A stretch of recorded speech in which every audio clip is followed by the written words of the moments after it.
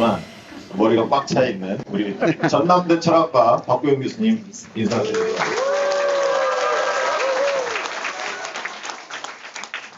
그리고 가톨릭대 교직과 교수이고 또 2022년 이곳이죠. 경기도 교육감선거에서 민주진보 단일호로 나섰던 서기성 교수님. 네. 자, 일단 그 시간이 뭐 1시간 남짓 있는 것 같아요. 그래서 빨리빨리 진행하고 여러분들 질문들 많이 받는 게 중요할 것 같아서 일단 질문 좀 많이 받도록 하겠습니다. 네, 반갑습니다. 박구영입니다. 네, 방금 제주도에서 왔는데요. 제주도는 친구가 가자고 해서 갔습니다. 정태춘 선생님이 가자고 해서 갔고 공연 보고 왔는데 여기도 두 가지 이유가 있는데 하나는 공적인 이유인데 공적인 이유는 제가 오랫동안 교육에 관심이 가져왔고 또 교육 활동을 오랫동안 하고 있는데 저는 특히 이제 시민 교육 운동에 관심이 많아서 그쪽에 오랫동안 해왔고요. 그런 첫 번째 이유고 또 교육 관련해서 또 뭔가 할 말이 하라고 하면 또 할 말이 많거든요. 그래서 이야기도 좀 하고 더 중요한 것은 우리 성기선 교수님, 박시영 대표가 저하고는 어떻게 보면 또 친구고 그래서 친구가 좋아서 왔습니다. 예, 반갑습니다. 박구영입니다. 네, 고맙습니다. 저기 박구영 교수 듣고시 하는 데 있어서 교수님 뭐 하고 싶은 말씀 있습니까? 혹시 들어가요? 제가 오늘 끼어들 틈이 없을 것 같아요. 박구영 교수가 워낙 많은 양의 이야기를 할 것 같아서 오늘 저는 약간 사이드에서 박구영 교수 얘기 좀 듣는 게 좋겠고 사실은 이제 이 교육에 대해서 박구영 교수님도 여러 가지 경험과 나중에 논문까지도 쓰시고 그래서 많은 아이디어가 있습니다. 지금 이제 시민들의 힘이 중요하다. 그러니까 국가의 공교육이 사실은 와야 되면은 그 대안이 뭘까 이런 거에 대해서도 우리가 좋은 얘기를 들을 것 같습니다. 앞서 제가 교육 내란 얘기했는데 정말 교육의 현장이 황폐화되어 있다. 그 분명하게 지금도 안 느끼고 있는데 그 부분에 대해서 우리가 다른 어떤 새로운 아이디어들을 만들어 나가는 새로운 교육을 창출하는 그런 아이디어 싸움이 됐으면 좋겠다 생각합니다. 박구영 교수님 평소에 만나면 진보 교육에 대해서 할 얘기가 굉장히 많으시더라고요. 사실 오늘 이제 교육운동도 하셨고 근데 많은 분들이 잘 몰라요. 겸손이 힘들다 이런 데서 맨 정치 얘기하고 이래서 잘 모르는데 교육에 대해 굉장히 문제의식을 많이 느끼고 있어요. 그 얘기를 좀 더 깊게 들어가 보도록 하겠습니다. 일단은 이재명 정부 얘기 안 할 수 없는데 박구영 교수님 좀 포문을 열어주시죠. 국정철학 어떻게 우리가 바라보면 좋을까요? 일단 국정철학 이전에 이재명 정부의 큰 틀의 국가를 운영하는 비전이 뭔지 여러분 아십니까? 비전. 이럴 때는 시도위원 시키면 돼. 누군가 딱 그거니까 시도위원. 아니 대통령을 다 어느 정도 신뢰하고 우리가 믿고 그런다 하면 그가 지향하는 큰 틀의 방향이 뭘까? 국민 주권? 예.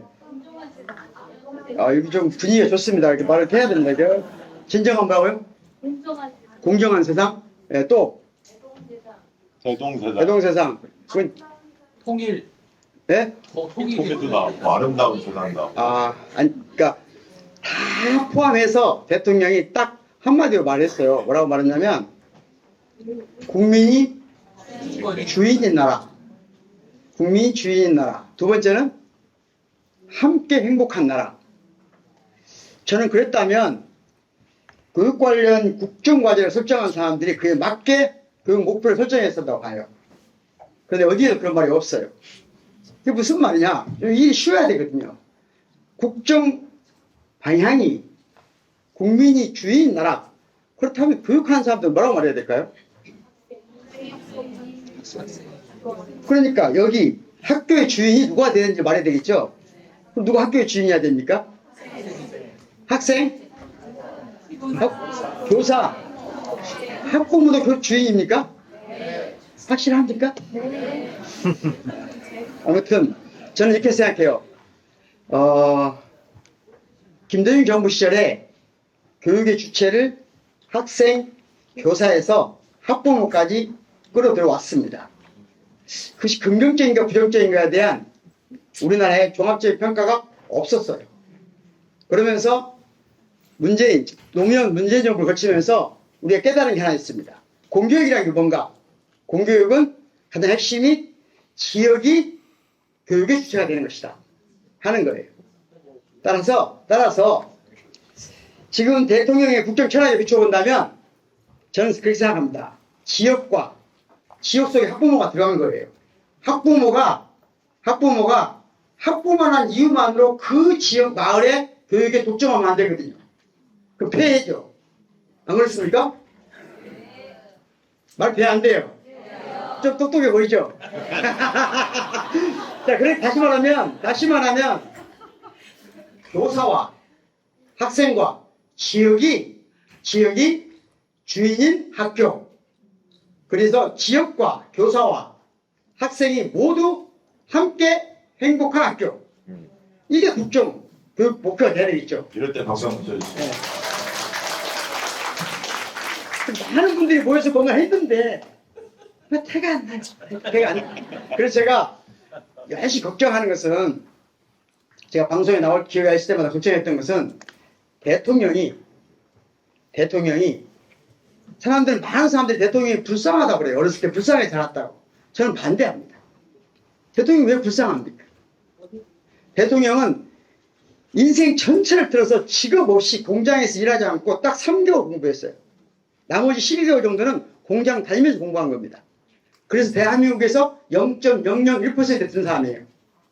다시 말하면 머리가 너무 좋은 사람인 거죠. 그럼 여러분한테 물어보겠습니다. 집은 너무 가난한데 머리가 좋은 사람으로 태어나고 싶어요? 아니면 집은 뒤어렵게 부자인데 머리는 멍청하게 태어나고 싶어요? 누가 더 고생하는 겁니까? 이런 걸. 그래서 오늘날은 학생들 평가할 때 우리가 평가할 때 가난하다 부자라고 평가하면 안 됩니다. 수혜의 정도예요. 수혜의 정도. 다시 말하면 자기가 수행한 일이 아니라 자기가 수행한 성과가 아니라 노력이 아니라 타고난 수혜받은 것들이 어느 정도 많으냐 적으냐. 다시 말하면 이재명 대통령 수혜받은 게 많은 사람입니까 적은 사람입니까? 어마어마하게 많은 사람이에요. 근데 가난한 척하면 안 되죠. 가난한 척하면 안 되죠. 부자지. 그런데 문제가 뭐냐. 이재명 대통령처럼 지나칠 정도로 머리가 좋은 사람들이 대부분 교육 문제를 모른다. 무관심하다. 왜? 아무 문제가 없는 것처럼 보이거든요. 하면 되지 왜 안 하냐. 네?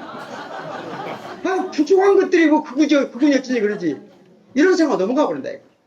그래서 제가 이재명 정부에서 유일하게 걱정인 것이 두 군데 있는데 오늘 하나는 안 하고 나머지 하나는 교육 문제다.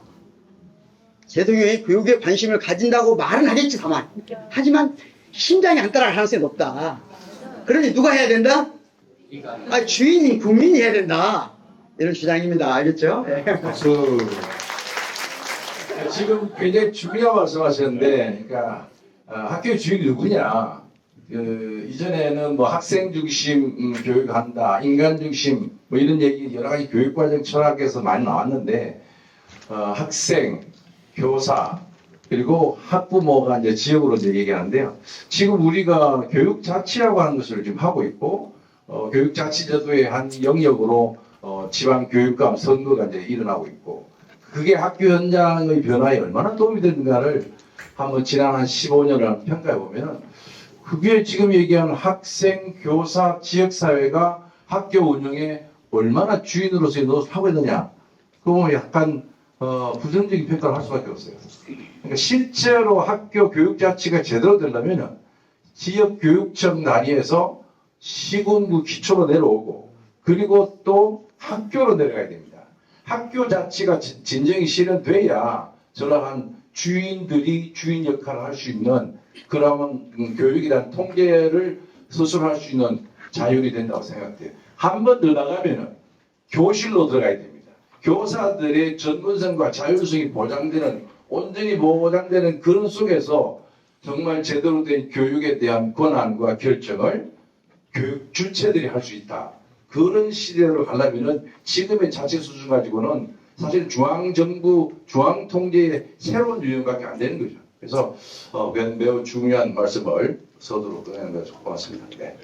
교육 문제 이야기 나올 때 교육감이 이제 한번 바뀌었잖아요. 지금 이제 교육감이 교육부 장관이 지금 이제 인사청문회 앞두고 있는데 이재명 정부의 핵심 공약이 서울대 10개 만들기 이것만 계속 전달이 되고 있거든요. 이게 좋은 건가? 저는 조금 부정적으로 보거든요. 더 네. 좋은 보안들도 굉장히 많은데 언론이 이렇게 프레임 잡고 있는 것 같아요. 어떻게 보십니까? 저는 그 많은 사람들이 지금 퀘스천 마크를 들고 있는 게 그건데 원래 그 공약의 그 베이스는 어디에 있냐면은 세계적 연구 중심 대학 10개 만들기부터 시작했어요. 그러니까 지금 우리가 학력 인구가 75% 가까이 대학 들어가니까 대학 자체로는 경쟁력이 크게 일어나지 않고 대개는 다 대학을 졸업하고 전 세계에서 고등교육 뭐 취업률이 가장 높죠. 그러니까 대학에서 이제 대학원으로 좀 더 우수 인력을 키우자라는 그런 그 분위기가 있는데 지금 일단 그게 안 되고 있고 그래서 대학원 중심이나 연구 중심이 필요한데 우리나라 전국의 대부분 대학원은 다 학생이 별로 없어요. 전남대 철학과에는 박구영 선생님을 따라서 오는 좀 맹목적인 학생들이 많긴 한데 다른 데는 이 학문 생태계가 다 깨졌어요. 그러니까 이제 서울대와 같은 모양이라는 게 학벌 사회의 정점을 10개 만들 게 아니라 연구 중심을 가자. 일반 대학 나온 사람들이 가자 이렇게 됐는데 그게 이 포퓰러미즘인지 모르겠는데 서울대 10개로 만들어 버리니까 이 얘기 좀 다른 거예요. 공약에 보면은 지역 균형 발전을 위해 서울대 10개 만들기 이렇게 돼 있어요. 여러 가지가 복합적으로 뭘 추구하긴 하지만은 과연 가능이나 할까? 지난번에 국정과제 발표할 때 보면 여전히 중요한 과제로 들어있는데 들어간 예산이 한 4, 5조 정도 될 겁니다. 돈이 투입된다고 해서 지방의 대학생들이 다시 들어가서 지방 균형 발전될까? 물론 한 부분은 될 수 있겠지만은 그게 갖는 여러 가지 부정적인 효과도 충분히 있다고 생각할 수 있습니다. 어차피 뭐 서울대 10개 만들기 하면 그 중에 하나가 이제 전남대도 포함이 될 텐데 그럼 이 이슈에 대해서 어떻게 보세요? 이거 그 네이밍을 그냥 잘못했다고 생각해요. 잘못됐어요. 굉장히 잘못된 건데 왜냐하면 이재명 정부하고 안 맞아요 이거. 왜 안 맞냐면 설명을 할까요 말까요? 해요. 일단 그 이재명 정부의 국정과제가 설립되고 거기에 따라 교육과제들이 7개 카테고리에 의해서 7개, 아니 8개군요. 8개의 카테고리가 정해지고 그 카테고리별로 이제 주요 정책들이 나열되거든요. 그럴 때 첫 번째 이재명 정부의 가장 큰 지금까지 이재명 대통령이 될 수 있었던 가장 큰 장점이 뭘까? 가장 큰 장점이 뭘까요? 네? 명확한 업적이에요. 명확한 업적. 그러면 업적이라는 게 뭘까요? 업적이라는 게 예를 들자면 우리 예를 들자면 지금 여기 박시영 대표가 저 같은 사람이 뭘 했다면 저 사람 업적이 뭐냐 이거예요. 보통 사람들은 우리가 업적 그러면 일반적으로 지금까지 우리가 생각하는 업적은 뭐냐면요. 쉽게 말하면 제가 쌓아온 경력이에요. 경력. 여기까지 이해했죠? 경력. 내가 어느 학교 나와서 뭐 자격증 못 따고 시험 봐서 못 봐고 뭘 성취하고 이런 거잖아요. 그런데 그건 전통적인 방식이에요.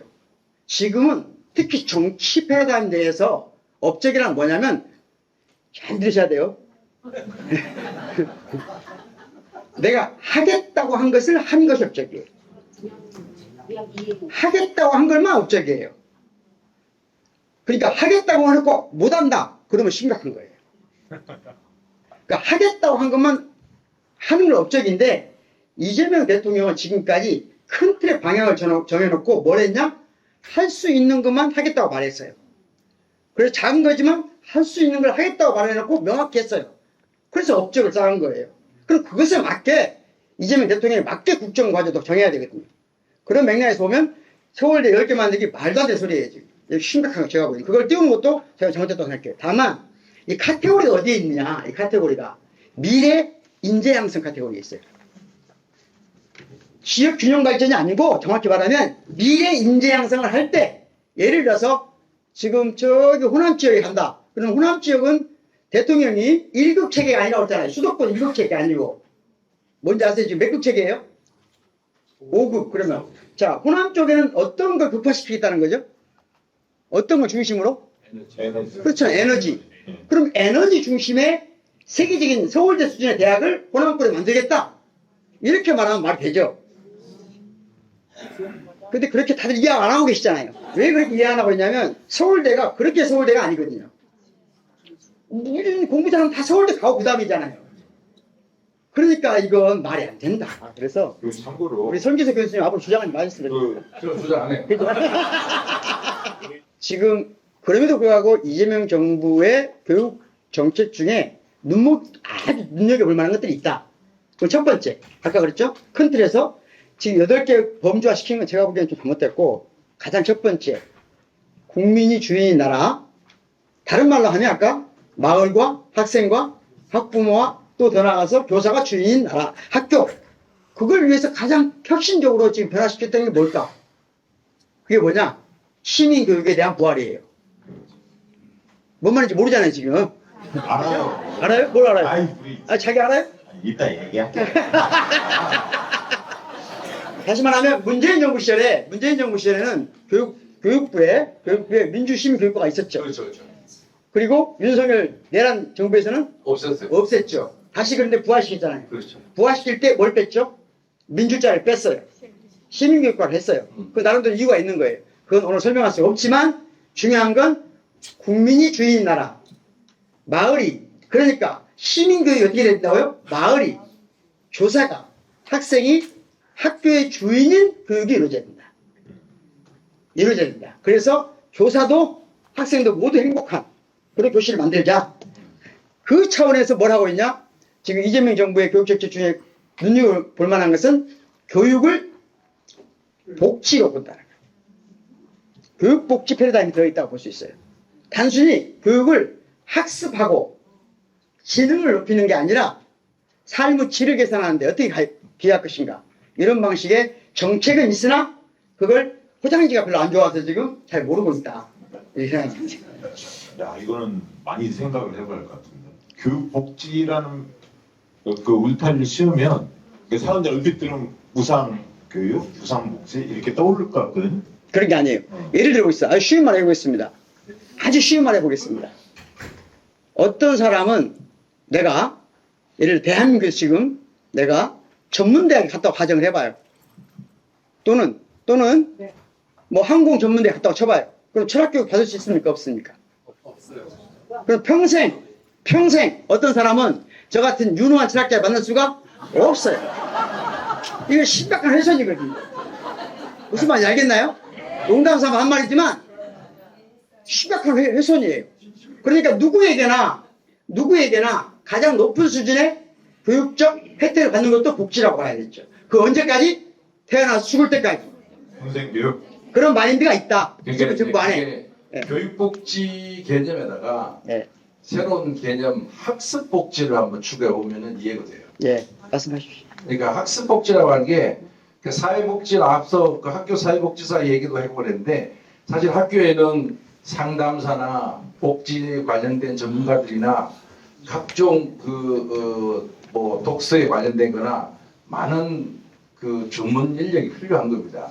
물론 교사가 중심축이 되면서 감당할 수 없는 훨씬 더 다양한 문제를 학교가 해결해 되기를 이제 기대받고 있는데 그게 이제 교육복지의 시각에서 보면은 정말 아이들의 가정으로부터 혜택받지 못한 것들을 공교육이 그 빈 공간을 메꿔준다. 그런 개념에서 우리도 노무현 정부 때 교육복지 우선 지원 사업이 시작되어서 계속 진행되고 있죠. 이제 한편 더 나가면은 학생 시각에서 보면은 학습복지라는 게 필요하다. 물론 지금 고교학점제라고 하는 것 때문에 많은 논란이 있긴 한데 학교를 현장을 보면은 아이들 중심이 아니죠. 정말 아직도 여전히 공급자 중심이고 어떤 프로그램의 틀 짜인 대로 아이들이 그냥 자기 원튼 원치 않든 따라가야 돼. 그렇게 해서 12년을 잠만 자더라도 졸업시켜주는 그런 제도, 죽은 제도가 되어버렸다는 게. 교수님 졸업은 시켜줘야지. 육을 시키면 어떻게 합니까? 졸업 안 시키면. 우리 같이 공부 안 한 사람도 졸업은 시켜줘야 돼. 어쨌든 학교가 너무나 그런 쪽에서 아이들의 뭐 시각에서 보지 못했다는 거고 그래서 교육복지와 학습복지를 한번 통합해 보면은 뭐 누구에게나 보편적으로 배워야 될 것들을 뭐 배울 수 있는 권리를 보장해주는 그런 제도가 되는 거예요. 이제 그렇게 시민교육, 민주시민교육 이야기 하시다 보면 정치 기본권 그 확보해 주는 거 교사 선생님들 굉장히 중요한 문제 아닙니까?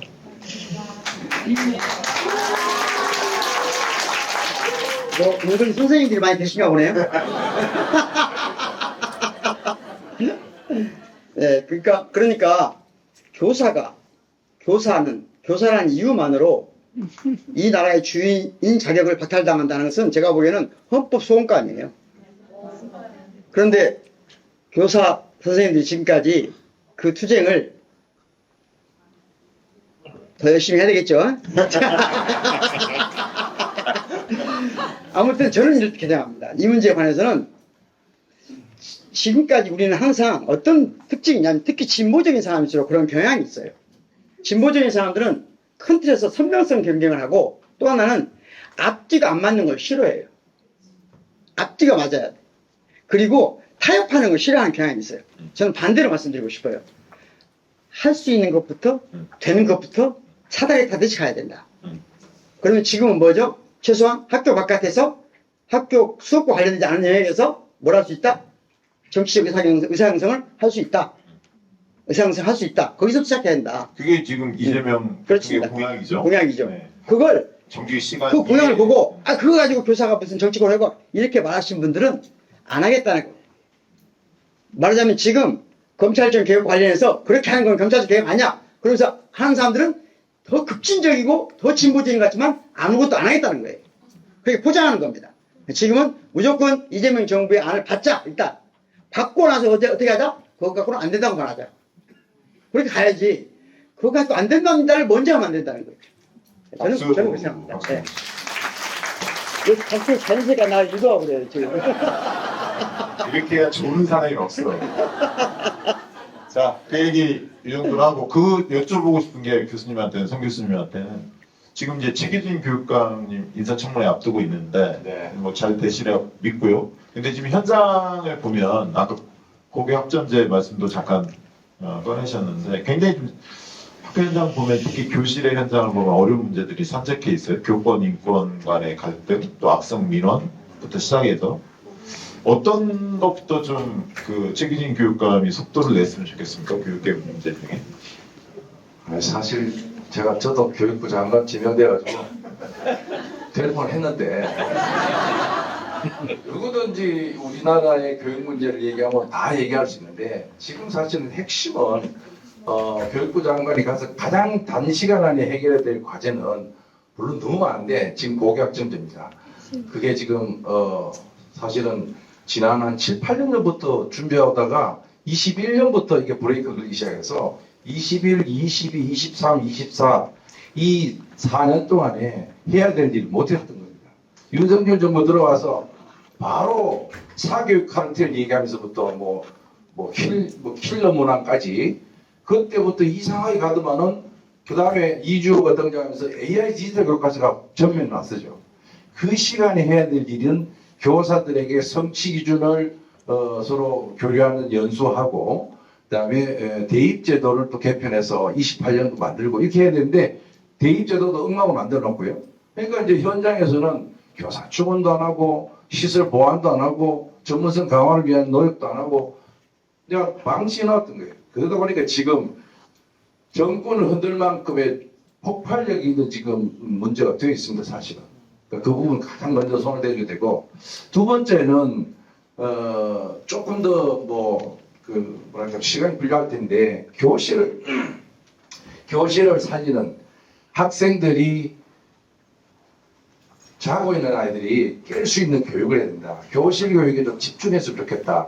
그러면 어떻게 되느냐? 교사들에게 교육을 방해하는 요인들을 가능한 한 빼는 역할을 해야 돼. 교육부 장관 들어와서 내가 또 뭔가 임기 중에 뭘 하겠다고 막 선언하고 안 그랬으면 좋겠고, 기존에 했던 것 중에서 아무런 교육적으로 의미 없는 것들을 계속 좀 빼내서 그 폭을, 자율성의 폭을 좀 넓힐 수 있는 그런 쪽으로 가는 것이 지금 교육부 장관이 해야 될 과제다. 물론 쭉 나열하면 한 10가지 되는데요.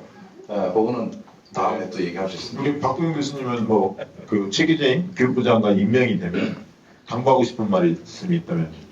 제가 뭐 당부할 위치에 있는 것 같지는 않고요. 당신은 많이 하잖아. 뭐 그럴 만한 위치에 있지는 않고요.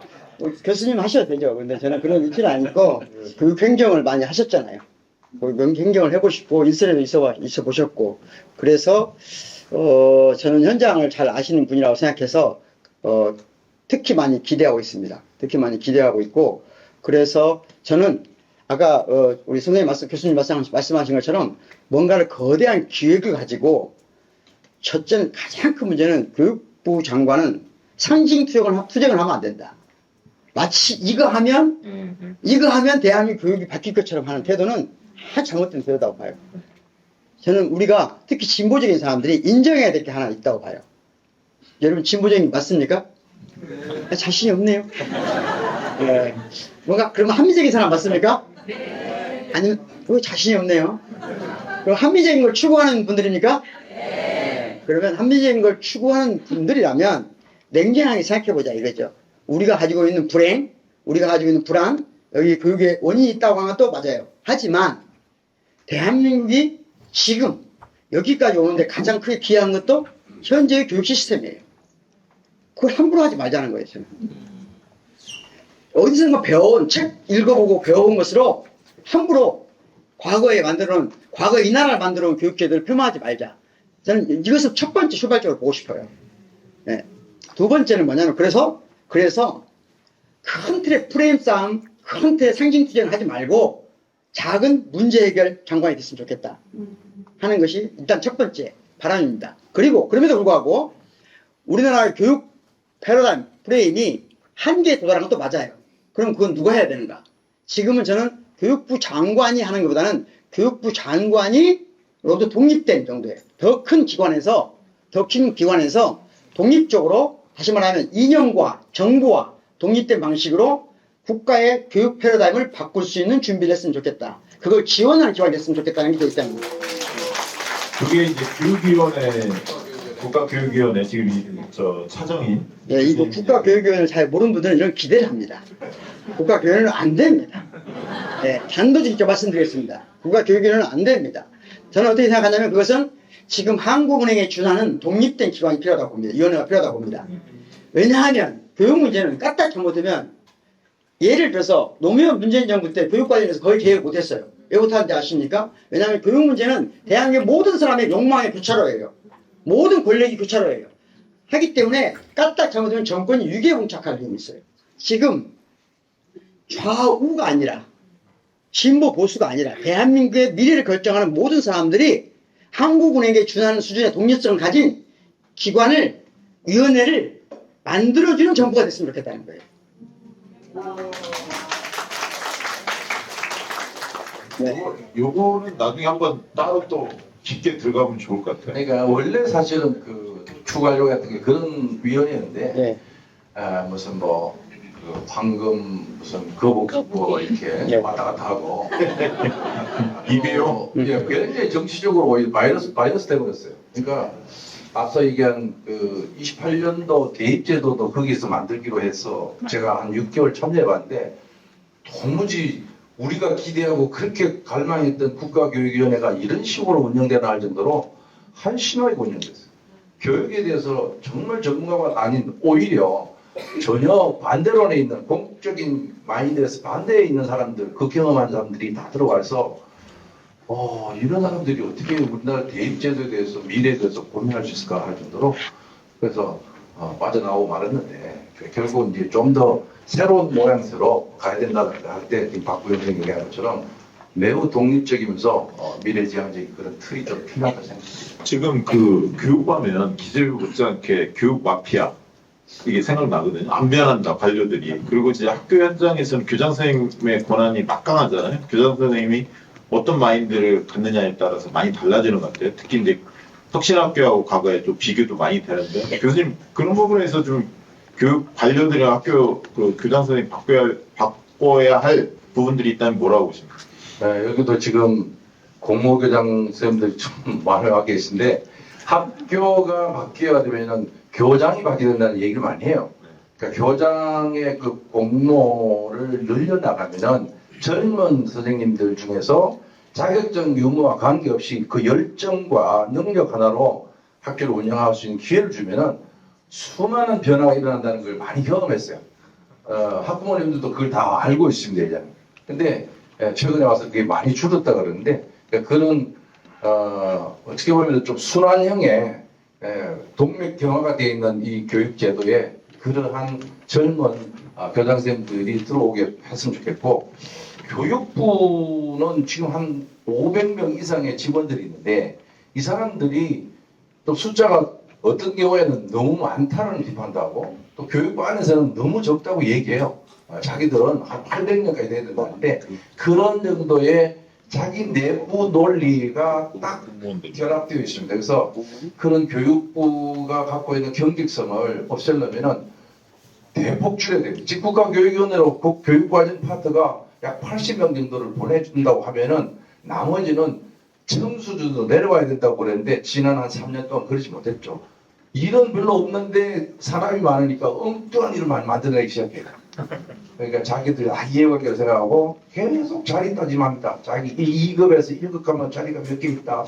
1급에서 뭐 올라가려면 자리가 어디 있다. 산하기관 어디 있다. 여기에 관심이 있지 학교 현장의 교육이 어떻게 돌아가는게 대해서 정말 현장성 떨어지고 문제 있다. 저는 약간 이렇게 기본만 하고 박구 형사한테 마이크를 돌릴게요. 이게 한동안 교육부 폐지 이야기가 많이 나왔었잖아요. 원래 저는 교육부 폐지론자입니다. 교육 폐지론자고 폐지론자란 말을 잘 이해해야 되는데 없애버린단 말이 아니고요. 그러니까 전 세계적으로 적어도 OECD 국가에서는 합의된 게 있어요.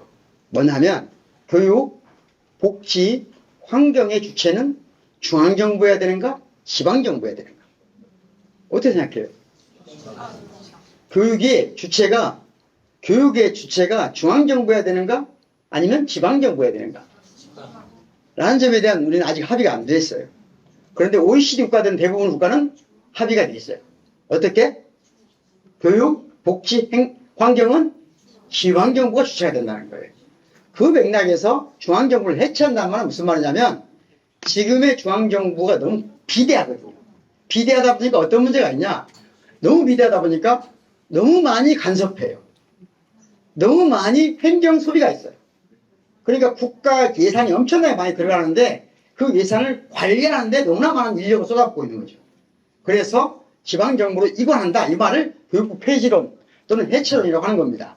이 맥락에서 장기적으로는 저는 그렇게 가야 된다고 생각하고 그것도 아까 말한 대로 임의적으로 결정하고 정부가 결정하는 게 아니라 아까 같은 독립된 기관에서 교육은 이념이 없이 결정해야 된다. 항상. 그래야 나중에 오래 간다 생각하는 입장이기 때문에. 그런데 자, 관료란 기본적으로 나쁜 게 아니거든요. 관료주의가 가장 핵심이 뭐냐는 거죠. 관료주의 핵심이. 관료주의는 내적 정합성을 추구합니다. 다시 말하면 법률의 기초에서 자기의 마지막 10원짜리 쓰는 것까지 논리적으로 내적 정합성 있는 걸 추구해요. 앞뒤가 안 맞으면 싫어해요.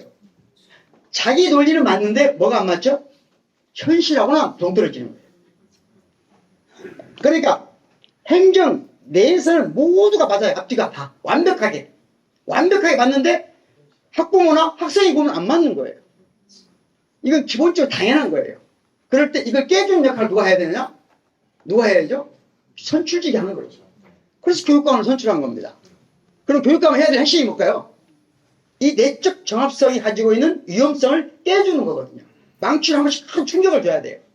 근데 지금까지 우리 역대 교육감들 중에서 초기에 김상훈 교육관님 또는 박명희 교육관 이런 분들이 그런 역할을 했지만 그 뒤로 거의 없었어요. 지금 같은 방식으로 하려면 교육감 뭘로 뽑냐 이런 생각이 들어요. 너무 심했나? 약간 심했다는 생각이 듭니다. 이건 실수라고 하겠습니다. 참고로 박배영 교수가 광주교육감 안 나옵니다. 이런 옷차림 갖고 다니는 사람들은 정치를 안 한다는 얘기예요. 이렇게 옷차림 내줘야 돼요. 여기 이런 사람들 안 합니다.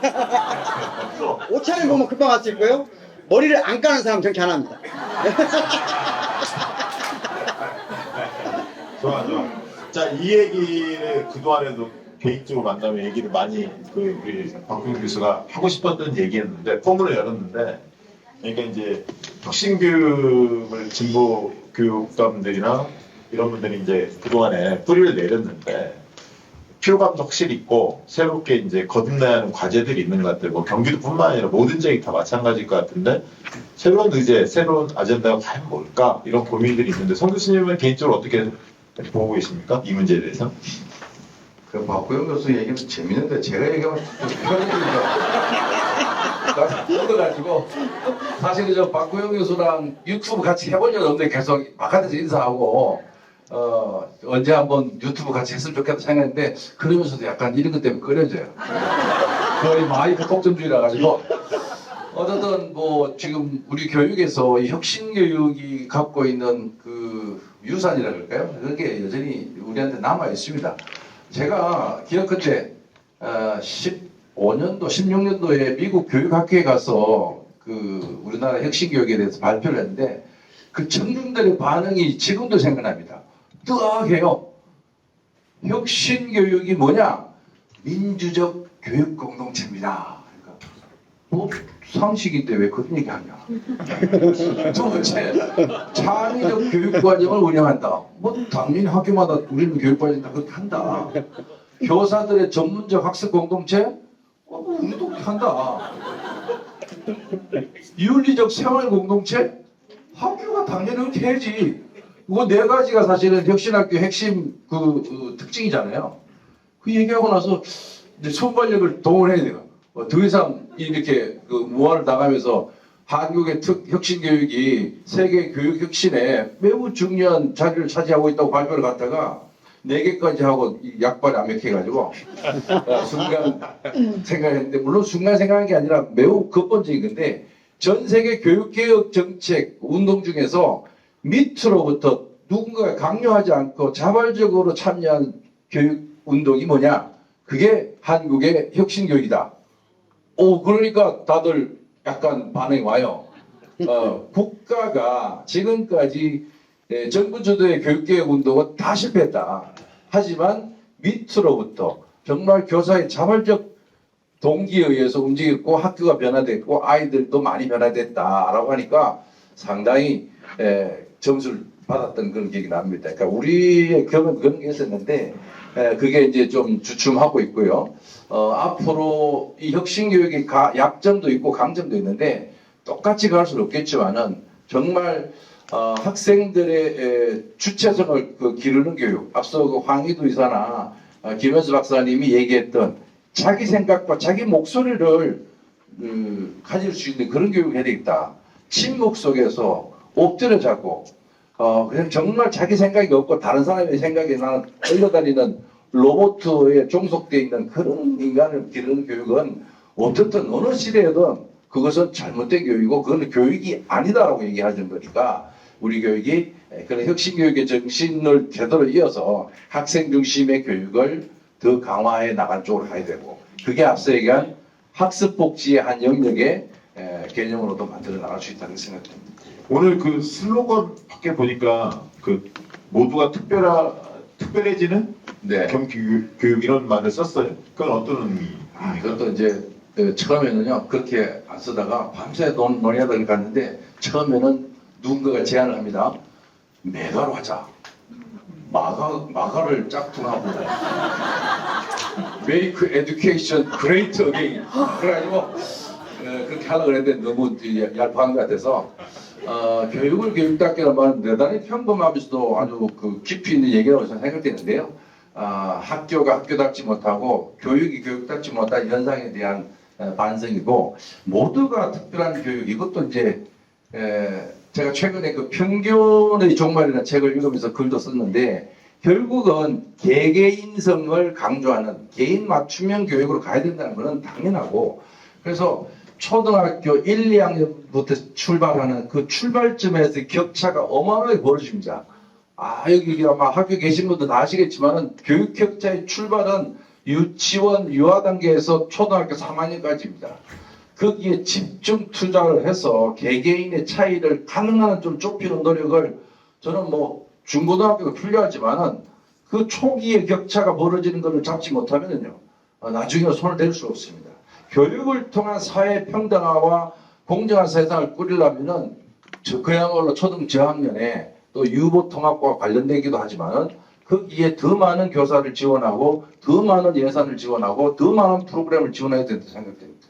그게 앞으로 가야 될 우리 교육의 우선적인 과제다 이렇게 생각합니다.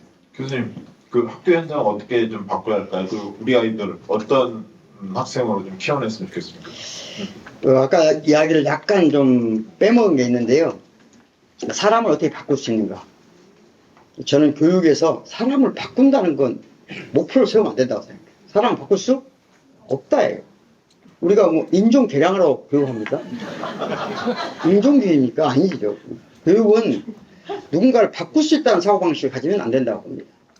관료도 안 바뀌고, 예를 들면 지금 이재명 대통령이 바뀝니까? 안 바뀌어요. 우리가 바뀝니까? 여러분 바뀝니까? 우리는 안 바꾼다. 사람을 바꾸는 게 아니라 판을 바꿔야 된다. 항상. 판이 바뀌면, 다시 말하면 이 공간의 구성 방식에 따라서 내가 가는 길이 바뀌잖아요. 내가 걷는 모습이 바뀌는 게 아니라 공간을 어떻게 짜냐에 따라서 그렇죠? 표현이네. 내가 어떻게 움직임이 바뀐단 말이죠. 아까 그 전에는 황희도 대표 김 선생님 앉아서 했잖아요. 우리 서서 하잖아요 지금. 약간 역동적으로 보이지 않아요? 쉽게 이해시켰잖아. 이런 거야. 이거 누가 제안했어요? 바뀌어요. 그렇지. 내가 이렇게 키가 작은데 서서 하자고 한 사람은 이유가 뭐겠어요? 나를 이성이더라도 오늘 재밌게 하자. 의미있게 하자. 그런 높은 정신 있죠. 중요하게. 자, 그러면 이제 판을 바꿔야 된다, 항상. 그러면 한 가지만 질문을 해볼까요? 질문하지 마요. 자, 정부는, 국가는 무엇을 위해서 교육을 할까? 첫 번째 질문이고, 두 번째 질문은 우리는, 학생은, 학부모는 무엇을 위해서 아이를 학교에 보낼까?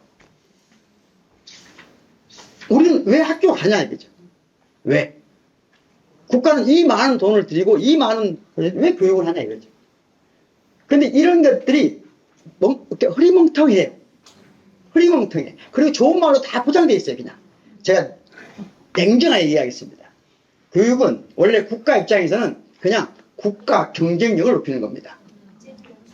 국가 경쟁력을 높이는 거예요. 첫 번째가. 두 번째는 뭘까요? 인력 관리 시스템입니다. 상벌 체계를 통해서 인력을 배치하는 시스템입니다. 여기에 우리가 생각하는 것처럼 국가가 굉장히 도덕적인 것을 가지고 있는 것 같지만 국가는 그래 본 적이 없습니다. 그래 본 적이 없어요. 인류 역사에서. 국가가 교육 목표 세울 때 말로만 그러지. 그러면 개인은 뭐하러 학교 가냐 이거죠. 인격 수양을 하기 위해서 갑니까? 인간이 되기 위해서 갑니까? 아니면 개인 경쟁력을 높이기 위해서 갑니까? 솔직해져야 돼요 우리가. 네, 승리해서. 자, 그러면 개인이나 국가가 국가 경쟁력, 개인 경쟁력을 위해서 학교에 가는 건 자연스러운 거예요.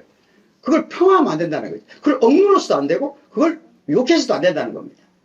그걸 그대로 둔 상태에서 그러면 마을은, 지역은, 예를 들면 경기도는, 수원은, 무엇을 위해서 학교를 필요로 하냐는 거죠. 딱 여기에서만, 즉 지역만이 오늘 우리 지역에 있는 학교의 모습이 내일 우리 지역의 모습이에요.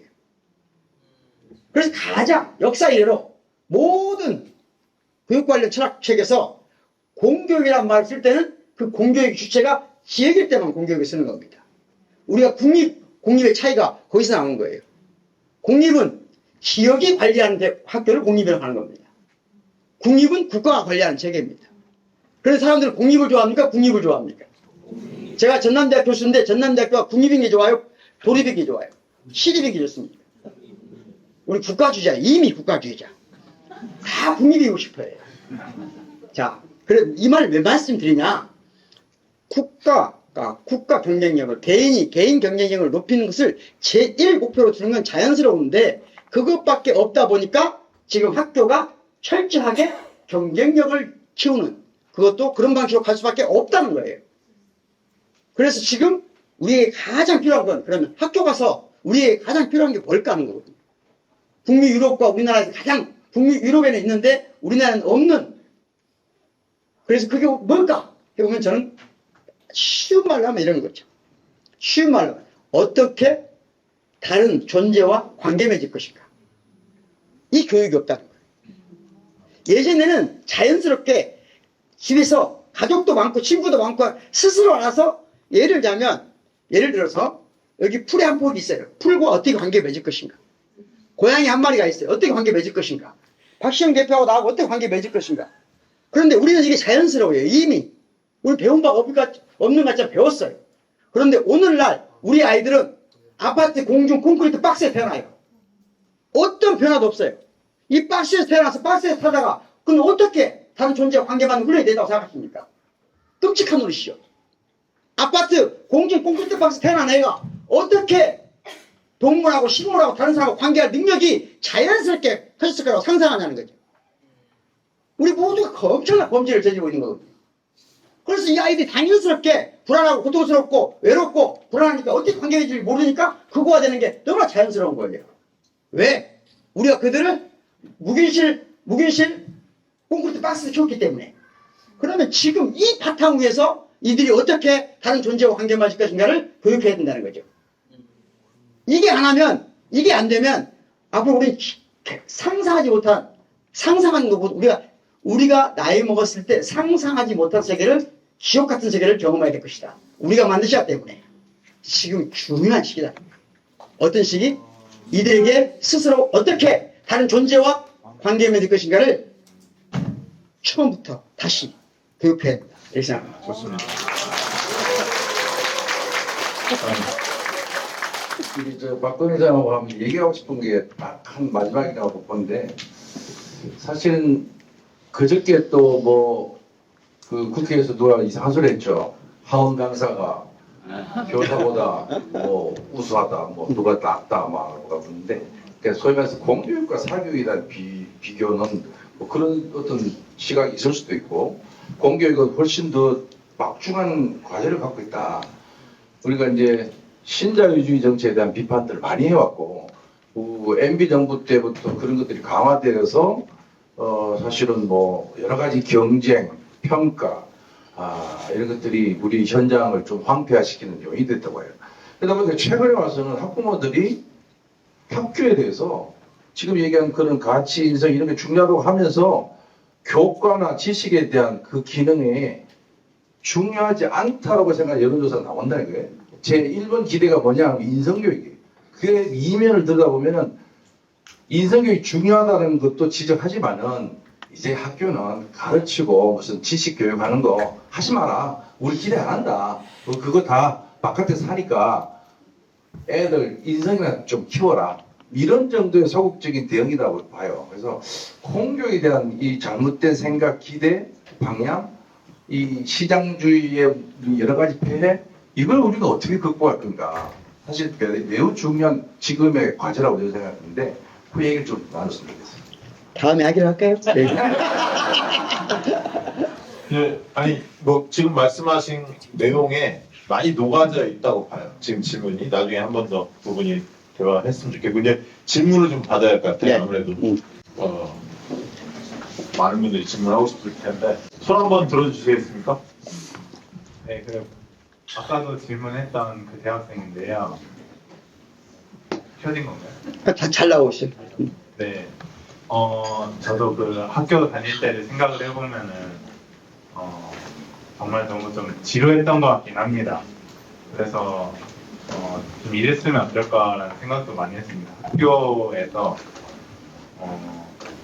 그러니까, 이제 초등학교는 40분이고 중학교 45분, 고등학교 50분, 계속 한 자리에 앉아서, 한 자리에 앉아서 정해진 스케줄대로 교실 가서 한 자리에 앉아서 선생님이 앞에서 일방적으로 수업하는 거 듣고 책에 다 나와 있는 내용인데 그냥 책 한번 책 읽어보면 금방 알 수 있는 내용인데 그래서 내가 이렇게 학교를 다녀야 하나라는 생각을 좀 많이 했던 것 같긴 합니다. 수업 시간 너무 지루했기도 했고 그래서 이것에 대해서 혹시 오늘 뭐 좀 학생들이 지금도 좀 이렇게 일방적인 수업은 되게 지루해하는 것 같은데 혹시 이것에 대해서 성기선 선생님이나 또 박고영 선생님, 박지훈 선생님도 혹시 어떤 대안이 있을지에 대해서 본인 생각을 혹시 말씀해 주시면 너무 감사하겠습니다.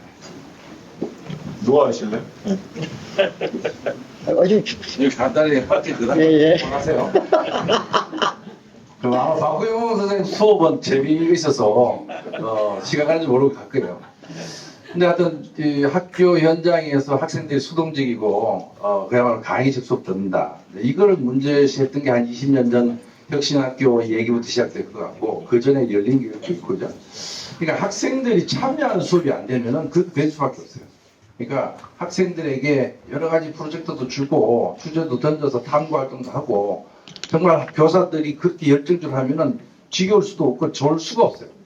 근데 이제 그게 올라갈수록 문제풀이식으로 수업이 진행되고 선생님 진도 나눕시다. 시험은 언제까지 뭐 몇 페이지까지 나와야 돼. 이렇게 되는 순간 평가 위주의 교육이 되는 순간 그렇게 교육에서 소외 현상이 일어날 수밖에 없습니다. 그러니까 그 부분을 어떻게 할 건가.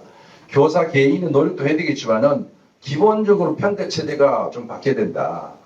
지금의 이 절대적으로 친구를 적으로 만드는 상대평가 체제를 어떻게 극복하고 정말 다양한 식의 아이들의 과정 중심의 평가나 이런 것들을 확보할 건가가 과제라고 생각해요. 지금 어떤 학교 현장은 여전히 무기력한 아이들과 정말 과로한 교사들의 그런 힘든 현장이라고 생각하고 공감합니다. 글쎄 이게 학교가 재미없는 게 네, 그래서 대학교도 비슷합니다. 대학교도 비슷합니까? 네. 다 졸업하셨어요? 이제 4학년이고 4학년이에요? 이제 내년에 또 전남대 편입학 할 생각 없어요? 그러니까 학생이 학교에 가고 싶은 아니야 중요한 것 같아. 학교가 재밌냐 아니면 두 번째 문제고. 일단 학교에 가고 싶을까요? 학생들이? 아니에요? 초등학교는 학생들이 가고 싶어 한가요? 우리나라에서? 가고 싶어 하는 거 같아요. 초등학교는 가고 싶어 해요? 중학교 때는 가고 싶어 하나요? 학교 가고 싶어 해요? 그럼 재밌는 거잖아요. 학교 밖에 아이들이 없기 때문에 가고 싶어요. 그렇죠. 일단 저 생각은 그래요. 제가 우리나라의 경우 좋다 나쁘다를 함부로 말하지 말자가 첫 번째 조건이잖아요. 그래서 우리나라는 좋고 우리나라는 나쁘고 뭐 막 스웨덴 좋고 이런 식의 사고방식을 할 필요는 없다고 생각해요. 우리의 조건을 무조건 나쁘다고 볼 필요는 없다. 또 학교가 무조건 재밌어야 되는 것도 아니다. 또 학교가 무조건 막 배우기만 하는 것도 아니다. 학교에서 어찌 보면 그냥 자는 애도 나름 아주 중요한 교육적 전환이 하나 있어요. 예를 들자면 영어 교육을 할 때 아주 오랫동안 우리는 뭘 믿었냐면 아이가 말을 하지 않으면 안 배운다고 생각한 거예요. 요즘 교육학 공부하시면 교육학 최근 이론을 보면 그렇지 않아요. 딴짓 하고 있지만 선생님이 뭐 하고 있으면 자면서도 배우는 거거든요. 네? 진짜예요. 안 배운다고 생각하는 게 아주 잘못된 사고방식이에요. 네? 실제로 그 어린아이들 실험한 게 많이 있어요. 실험한 게 있는데 어떤 친구들이 예를 들자면 아예 예를 들자면 10명을 놓고 말하기 교육을 계속 영어 교육 시키는데 한 명은 아예 말을 안 해. 2명은 대충 말하고 이렇게 쭉 하는 데를 비교하면 아예 말을 안 했던 애가 어느 순간 말을 하기 시작할 때 특징이 뭐냐면 고급스러운 언어를 사용하기 시작한다는 거예요. 그런 장단점이 다 있는 거예요. 그래서 저는 아까 말한 대로 그래서 고교 학점제 중에서 특히 저는 뭐 안 차면 예를 들자면 어떤 성과를 먼저 유급시킨다는 건 좀 반대하는 쪽이에요. 유급제도에 저는 반대해요. 왜냐하면 우리나라 사람들은 이거 얘기하면 길지만 짧게 얘기하면요. 우리나라 사람들은 1994년도에 왕이 우리 동학농민군을 일본군한테 내준 대가로 왕이 황제가 됐어요. 이해하셨나요? 왕이 황제가 됐어요. 우리를 죽인 대가로. 그래서 우리 모든 국민은 우리 스스로 모두가 황제되라고 배신해버렸어요. 그래서 우리가 모두가 70%가 황제성이에요. 김일박은 다 황제성 아니에요? 저도 황제성이고. 예? 그런데 그래서 한국 사람한테 가장 중요한 게 뭐냐? 네가 차를 샀어? 그럼 나 어떻게 해야 돼요? 사야지. 더 좋은 걸로. 예? 네가 집을 샀어? 사야 돼, 안 사야 돼? 네 아들이 대학 갔어? 내가 가야 돼, 안 가야 돼? 그런데 모두가 대학 가서 공부할 수가 없어요. 재미없거든요, 이게. 그래도 저는 예를 들자면 지금 방식으로 우리가 성취한 게 있다. 그래서 누워서 자빠져 자든 예? 엎쳐 자든 괜찮다 봐야 된다. 그걸 나쁘다고 보지 말자. 그게 우리나라가 가지고 있는 굉장히 좋은 성과다. 그리고 누워있기만 해도 졸업시키면 더 좋은 제도다. 나는 생각해. 뭘 그렇게 가르치려고 그러냐. 모두가 그 공부를 똑같이 열심히 해야 돼요? 저는 진짜 그건 반대예요. 저는 우리 학교 교수님들 중에서 3년 동안 논문 한 편도 안 쓴 사람이 15%가 있습니다. 모든 대학 교수님들이. 나는 그분들한테 너무 감사하다고 생각해요. 그렇지. 왜 그분을 닥달하는 정책을 세우냐고요. 그게 그분들을 닥달하는 교육을 세우면 아까 15% 잠자는 아이들 때문에 교육정책 바꾸잖아요. 그러면 저 밤낮으로 공부하는 15%가 정신병자가 된단 말이에요. 왜? 더 해야 되니까. 그렇게 힘들게 살게 해요. 그래서 너무 이런 거 잘못. 나 이런 거 좋아. 그래서 고교 학점제를 설계한 사람들이 이 나라 역사를 잘 모르고 머릿속 잔머리 쌓아가지고 한 것이다. 저는 그래서 대부분 책임져요. 약간 보물 선생님 생각이다. 막 터지고 막. 근데 이런 식으로 하면 질문 3개밖에 못 받아. 조용히 하겠습니다. 이제 우리 교수님 하시죠. 네, 그 대학생 분한테 이제 답을 주고자 조금 4명을 키운 학부모로서 말씀을 드리는데요. 그러니까 5차 교육과정부터 시작해서 지금 현재 고교학점제를 정말 반대하고, 그러니까 찬성을 했었으나, 그러니까 말씀하셨던 모두에게 필요한 교육은 필요하다는 거에서 찬성이에요. 근데 어느 수준이 도달하지 않으면 유급된다는 거에는 반대의 학부모의 진정 지금 들어가 있는 상태거든요. 그러니까 이 고교학점제가 받아들여져서 10년 전에 꿈의 학교, 경기 공교학교 다 체험을 하면서 아이들을 이제 같이 현장에서 있었던, 그러니까 방관자의 학부모에서 임원자의 학부모 들어가기까지 그 철학성 같은 부분을 이제 문화를 변화시키자, 그런 마음으로 지금까지 살아왔는데, 그 교육 현장에 있으면서 봤던 사실이 선생님들이 잠잘 시간이 없구나. 저희는 우리가 방학하니까 선생님도 방학이다라고 생각했는데 교육 공무원이기 때문에 일주일간만 휴가고 나머지는 매일 학교를 가거나 연수를 가거나 밤을 새우거나 이제 조그만 숙직실 하나 있잖아요. 있는 학교도 있고 없는 학교도 있고 선생님들이 2명씩 밤을 새우시거든요. 이제 학교에서 물론 숙직 선생님이 밤을 새우는 거 말고 그 외에도 여러 현장들을 바라보면서 학교에, 그러니까 뉴스에 나오는 것은 일부적인 것들의 평상적인 것, 그러니까 모두한테 가 있는 걸로 뉴스가 나오는 것도 있지만 나오지 않는 정말 성실한 분, 또 나오는 악한 분, 이 선과 악의 공존에 있어서 아까 제가 말씀하신 그 15%와 15% 양쪽에도 1%, 1%를 보면서 많은 느낌을 갖는데 결론은 유보하지 말자는 거를 좀 강력하게 해주셔서 고교학점제 지금 당장 하고 있는 이 5등급 엄마는 멘붕 왔습니다. 그러니까 학부모에 들어갔던 이유 중에 하나가 정보를 알자 해서 들어갔는데 그 정보로 대학 입학 사선관제 그거 해서 이제 초등학교 1학년 2006년도에 시작을 했더니 대학교 입학할 때쯤에 그거 없어졌죠. 또 뭔가를 해서 이거 해서 열심히 했더니 더 없어졌죠. 교육은 좌우에 가지 말고 중심 잡고 가자는 거에 적극 찬성합니다. 그리고 그 교실에서만 계속 앉아있는 교육하지 않고요. 아이들한테 너희는 어떤 생각이 하브르타 교육 외에 덴마크 교육, 뭐 모든 교육 가급적이신 거 다 5만 가지 다 집어넣습니다. 아이들을 학교마다. 그래서 지금 옛날에는 뭐 상공에 관련된 학교 있었지만 특성화고로 바뀌었고요. 봄, 여름, 가을, 겨울로 아이들 배우고 있습니다. 네, 그래서 많이 바뀐 교육제도이기 때문에 고교학점제를 찬성하지 않습니다. 네, 고맙습니다. 아마 많은 분들이 공감하는 얘기 해주신 거. 뭐 특별히 질문 있으면 네, 말씀하세요. 또 질문 예, 질문. 우선 김기선 교수님께 좀 많은 영감이 있었습니다. 그리고 일단 제 개인적인 얘기를 짧게 말씀드린다면은 저는 어릴 적부터 청년 한쪽귀가 아예 안 들려가지고 좀 학교 생활이 힘들었지만 우연히 그 한국에 있는 민물고기에 관심이 많아가지고 거의 전국적으로 돌아다니다가 결국 대학도 생물학과에 가가지고 그 제가 요즘 하고 있는 게 그 학교에서 그 생태 수업을 하고 있습니다. 주로 민물고기를 주로 하고 있는데 저는 그 아이들한테 생명을 자연 생태계의 그 동식물을 관찰하면서 생명의 소중함을 느끼면서 상대에 대한 뭐라고 할까 존중과 배려심을 어느 정도 향상하는 게 좀 생태 감수성을 좀 향상시키는 생태 수업이 많이 필요하다고 생각합니다. 현재 그게 경남에서 좀 많이 진행이 되고 있긴 하지만 그리고 한편 또 그 그런 상대방에 대한 존중이나 이런 게 있어야 이런 아까 그런 극단적인 극우 성향이나 이런 걸 어느 정도 예방할 수 있으면서 저는 그리고 무엇보다 만약 제가 하고 싶은 게 뭔지 몰랐으면 아마 전 이 자리에 없을 것 같고 오히려 태극기 부대가 됐을 수도 있었을 거예요. 아니 이제 선한 모습이기 때문에 특히 부대는 될 거야. 아무튼 제가 그래서 성기선 교수님께 만약 내년에 교육감님 진짜 되신다면 두 가지를 부탁을 드리고 싶습니다.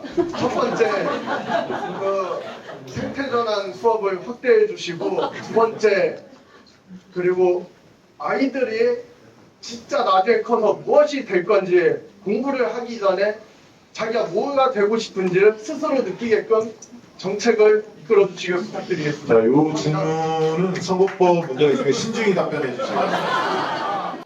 아니 저 친구가 그 박구영 쌤, 박시영 대표, 박씨잖아요. 동시에 네. 성씨.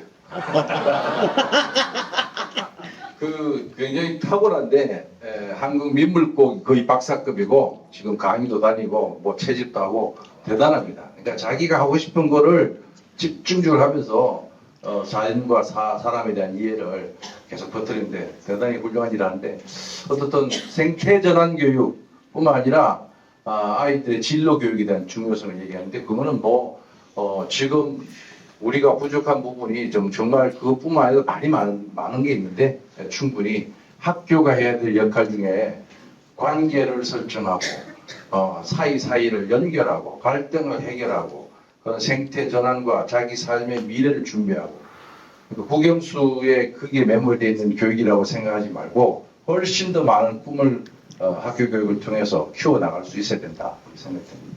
고맙습니다. 네, 박근혜 뭐 하신 말씀. 일단 선생님 응원합니다. 네. 그 최근에 제가 대구에 가서 미술교사 선생님들하고 연수하는데 갔는데 미술 선생님들끼리 이제 자기 연수를 하는 거죠. 무슨 말이냐면 아마 그것도 교육부 프로그램 인정받는 것 같아요.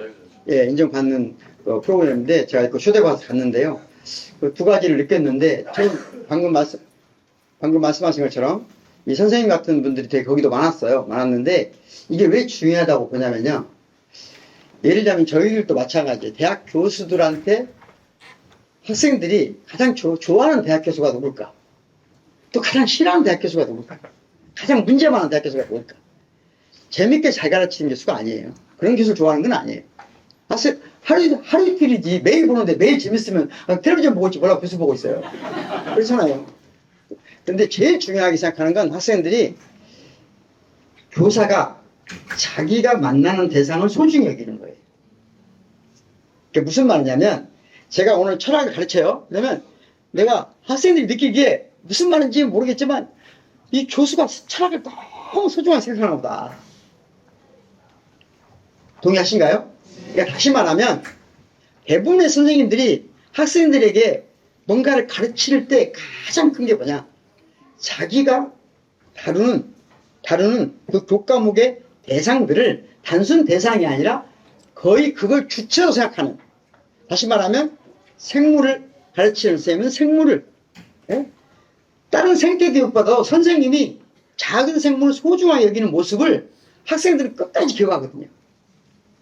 그래서 예를 들어보겠습니다. 오늘 끝날 때 이 앞에 종이들 있죠 다. 이 종이 있어 없어요? 종이 어떻게 두고 갈 거예요? 가지고 가실 거예요? 가지고 와서 버리고 갈 거예요? 집에 가져가실 거예요? 이게 왜 중요하냐면 알아야 돼.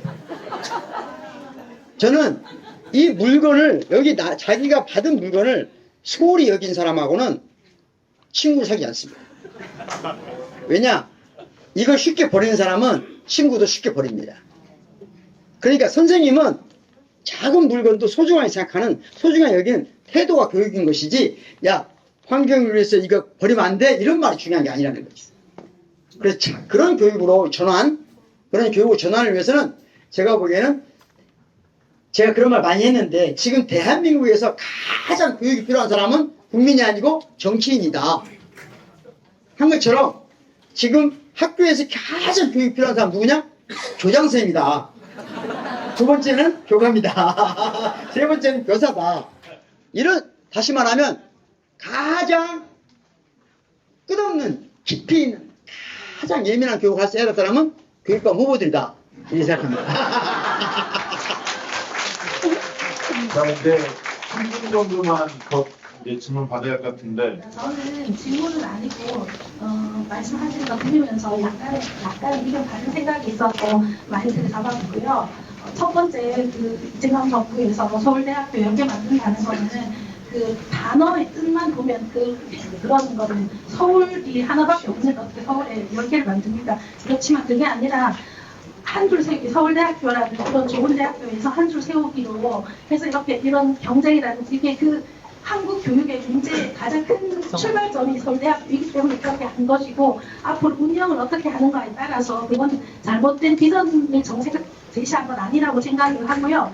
두 번째에 있어서 학교의 주인은 학생, 지역, 부모라고 말씀을 하셨는데 제가 지금 제 챗GPT에 찾아봤어요. 찾아봤더니 일반적으로 그렇게 이야기를 하는데 학부모나 교사는 학생을 돕는 도움을 주시는 분이지 학교의 주인은 학생이라는 그런 관점이 굉장히 중요한 것 같아서 거기에서 출발할 때 학생 위주의 그런 학교 교육이 될 것 같아서 두 번째 말씀드리고 세 번째 말씀드리는 것은 콘크리트에서 태어나서 아이들이 이렇게 미래가 지옥으로 갈 것 같다고 하는데 저는 그렇게까지 비관적으로 보진 않고 저는 이제 영유아교육 현장에서도 많이 있고 많은 학부모님들도 만나고 교사들도 만나고 하는데 정말 감동할 정도로 한 아이를 위해서 그렇게 노력을 많이 하고 또 학부모님도 그 부모님들도 보면 가정에 제가 갔을 때 뭐 상담을 한다거나 할 때 보면 굉장히 정말 그 감동을 많이 받거든요. 그래서 그런 콘크리트 문제를 해결하기 위해서 나름 부모나 또 교사들 최선을 다하고 있으니까 그렇게 비관적이지만 않도록 말씀드리고 싶습니다. 뭐할 말이 네, 안녕하세요. 저는 24년차 교사 겸 현재 경기 초등교사협회 회장을 맡고 있는 조교사 정영입니다. 반갑습니다. 네. 뭐 교사 노조라고 하면 노조고 또 선생님들의 대표라고 하면 대표일 수 있는데 저는 24년 동안 초등학교에서 몸을 담고 아이들과 정말 즐겁게 잘 지냈거든요. 그래서 정말 보람도 있었고 아까 교수님이 말씀하신 것처럼 학교의 교사, 성기성 교수님도 말씀하셨지만 학교에서 교사가 자유롭게 자신의 생각과 교육적 철학을 아이들에게 자유롭게 이렇게 이렇게 할 수 있을 때 자율성을 발휘할 수 있을 때 또 행복한 교육이 나오고 또 선생님이 소중하게 다루는 그런 행동들을 보면 태도를 보면서 아이들도 또 그런 거에서 감동을 받고 교육을 받는다고 생각을 해요. 그러나 현장에서 제가 겪어본 것은 요 최근에 들어와서 학교에 좀 긍정적으로 말씀해 주셨는데 저는 좀 부정적인 부분을 말씀드리고 싶어요. 학교의 안전이 좀 보장되지 않고 있다. 그러니까 선생님이 행복하려면 최소한의 안전이 보장이 돼야 돼요. 그러나 이제 교육 주체 중에 하나라고 알고 있는 우리 또 소중한 학부모님들께서 한 80~90% 정말 좋으신 분들이 많아요. 협조적이시고. 그러나 1~2% 또는 한두 분의 그런 악성 민원인들께서 또 학교에서 무작위로 오셔서 선생님들에게 협박을 하시거나 이런 또 슬픈 일들이 있단 말이에요. 그래서 다음 교육감님께서는 학교 현장에 있는 이런 안전 문제 이런 것도 좀 신경을 써주셨으면 좋겠습니다. 저는 그걸 꼭 바라고 있어요. 혹시 그런 방식에 대해서 그런 방법에 대해서도 생각하시는 부분이 있는지도 좀 궁금하고 교수님 두 분의 생각을 듣고 싶습니다. 저는 경기 교육감에 나올 생각이 없기 때문에 저기는 답변 조심해야 돼. 답변 조심해야 돼요. 뭐 그다음 교육감이 신경 쓰도록 얘기해드릴게요. 아니 뭐 학교 안전이 그야말로 그 세이프티라고 하는 게 학생 입장에서도 중요하고 교사도 중요하고 학부모 입장에서도 매우 중요합니다. 학교가 안전한 공간이 되어야 된다는 건 가장 기본인데 너무 중요하죠. 그걸 위협하는 요소들은 분명히 어떤 제도적인 틀을 만들어서라도 하라고 제가 요청하겠습니다. 네, 맞습니다. 잠깐 한 가지 드리고 싶은 말씀이 있는데, 그러니까 학교 안전해야 되잖아요. 여기에 대해서는 의문이 없어요. 의문이 없는데, 아까 그거 앞에 문제 나왔잖아요. 여기 연동된 문제거든요. 무슨 말이냐면, 우리 학교를 가요. 그러니까 모든 학생이 유초등 교육 과정에서 실수를 할 수 있어요. 그렇잖아요. 그러니까 그 실수가 조금은 좀 과도한 폭력적 현상이 있을 수 있어요. 여기를 어떻게 바라보느냐가 또 어떻게 바라보느냐가 엄청 중요한 문제다. 그런데 그걸 폭력을 또는 안전을 위해서 폭력을 규제하는 데 관심을 가져야 될 것인가?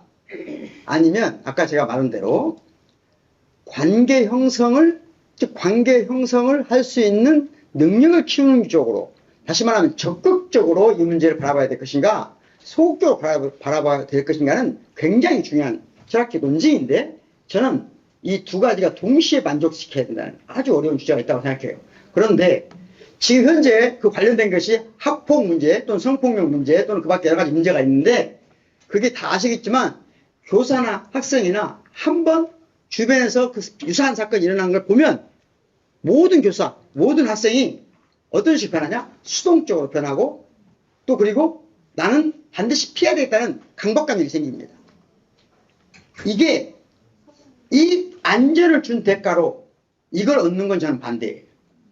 그래서 그 문제에 관해서는 지금 여기서 토론할 수는 없지만 조금 더 정밀하게 연구해야 된다. 특히 저는 다음 교육감은 가장 중요한 게 이 두 가지를 어떻게 동시에 할 수 있느냐가 중요합니다. 어떻게 하면 동시에 할 수 있느냐. 다시 말하면 김상곤 교육감이나 그 밖에 다른 교육감님들이 한때 혁신교육을 이끌어갔고, 그 혁신교육을 통해서 또는 무상급식, 혁신교육을 통해서 대한민국의 교육 패러다임에 대한 근본적인 의문을 제기했다면, 저는 그게 이제는 조금은 다른 문제로 패러다임을 전환해야 된다 생각하고, 그 패러다임 전환에 안전과 관계 형성 교육을 어떻게 동시에 잘할 것인가, 이 문제에 대한 차기 교육감 후보들은 반드시 자기만의 해법을 제시해야 된다. 그래야 후보다, 이렇게 생각합니다. 안녕하세요. 저는 궁금한 게 이제 제가 고등학교 때 수능을 보려고 했을 때 제가 보려는 과목이 이제 학교에서 가르치지 않는 과목이었어요. 저는 이제 동아시아사랑 세계사를 이렇게 하고 싶었는데 선생님이 하시는 말씀이 학교에서는 동아시아사를 가르치지 않으니까 차라리 애들이 많이 보는 사회문화나 책륜을 좀 보라고 저한테 좀 많이 맨날 불러서 말씀을 하시더라고요. 그래서 제가 선생님한테 말씀을 드렸어요. 6평 봐가지고 세계사랑 동아시아사를 1등급이 안 나오면 제가 포기를 하겠다 했는데, 다행히 저는 그게 나와가지고 저는 그대로 수능을 볼 수 있었는데, 애들은 자기가 분명히 선택 과목에서 자기가 보고 싶은 과목이 있을 거예요. 근데 학교에서는 그거를 가르치지 않을 수도 있고, 또 어느 학교는 가르치고, 이게 조금 각 학교마다 조금 과목이 다르더라고요.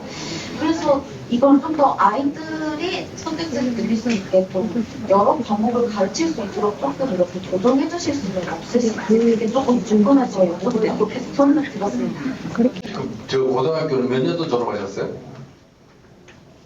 제가 고등학교를 17년도에 네. 그러니까 우리 성인이 된 분들도 그렇고 학부모님들이 교육 문제 얘기할 때 그 인식의 시점은 언제일까요? 자기 학교 다닐 때. 그러면 이제 지금 보면 문제투성이라고 얘기하죠.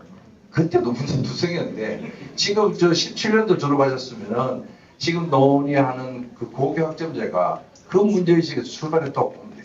그 현장에서는 오히려 너무 과도하게 지금 선택 과목을 늘리는 거 아니냐는 우려할 정도로 그 부분을 제 개인이 생각에는 이 고교 학점제를 폐기하기는 어렵습니다. 지금 수준에서. 이거 어떻게 하면 성공시키거나 또는 실패하지 않도록 할 거냐가 몇 가지 단계적인 정책적 조율을 하면 돼요. 상대평가에 대한 조율, 그 다음에 석차나 뭐 이런 그 평가에 대한 얘기, 그 다음에 이 출석을 과도하게 부담되는 출석 체크에 대한 거, 그 다음에 뭐 세부 특기사항 관련된 부분 적어주는 거, 이게 너무 업무량이 많다. 교사 숫자가 적으니까 선택을 할 수 있는 과목이 또는 한 교사가 담당해야 될 과목이 또 너무 많다. 이런 업무 부담을 줄이는 식으로 해서 가되 선택 과목도 좀 모듈 방식으로 해서 좀 줄여주는 식으로 가면은 그렇게 큰 문제는 없다고 봐요. 근데 이제 그게 너무 과대포장되거나 대책이 없으면 거기서 이제 문제가 절실하게 되는데, 어쨌든 지금 얘기한 뭐 동아시아 세계사라든지 세계사라든지 이런 과목을 자기는 안 듣고도 1등 받았으니까 자기 본인 자랑한 것 같은데 안 배워도 1등 받아서 그거 얼마나 뛰어납니까? 실을 든 건 저는 이제 그거를 보려고 이제 어렸을 때부터 네. 공부를 해가지고 이해하겠습니다. 네. 하여튼 그런 현상이 좀 바뀌고 있는 거니까 그런 부분이 해결이 되도록 하겠습니다. 저는 여기 학부모님들도 계신가요? 네. 그러면 저는 이런 부탁을 하나 드리고 싶어요. 아이들이 나보다 좀 똑똑해지길 바라면 안 된다는 거예요. 그렇게 바라면 안 된다. 과도한 욕심이다. 이렇게 생각해. 그래서 저는 이렇게 생각하거든요. 모든 부모가 예를 들면 도둑놈이 부모라면 자식이 도둑질하기 바랍니까? 안 바랍니까? 부모가 도둑질하면서 자식이 도둑질하기 바래요? 안 바래요? 안 바래요. 그런데 부모가 도둑질하면서 자식 보고 도둑질하지 말라고 하면 반드시 도둑놈 됩니다. 자식은.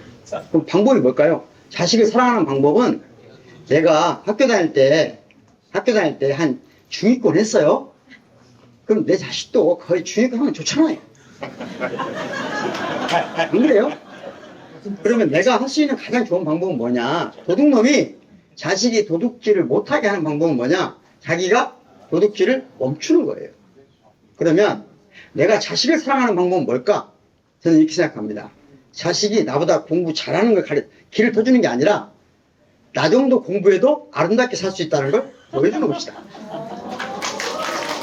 그래서 여기 오신 모든 분들이 남은 시간 동안 다시는 저를 보일 일이 없으니까 다시는 보일 일이 없지만 아름답게 사시기 바라겠습니다. 고맙습니다.